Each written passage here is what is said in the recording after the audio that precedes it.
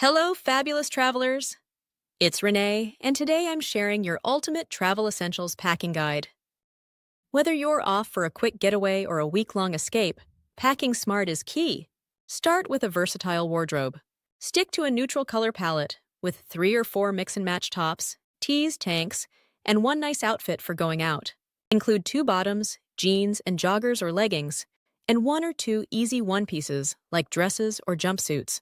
Add a light layer, a denim jacket or cardigan. Bring 2 pairs of shoes, comfy sneakers, and a pair of flats or sandals. For toiletries, keep it simple.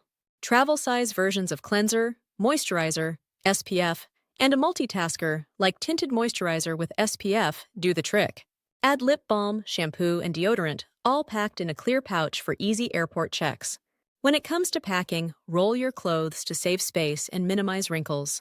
Use packing cubes to keep items sorted, and throw a backup outfit and essential toiletries in your carry-on.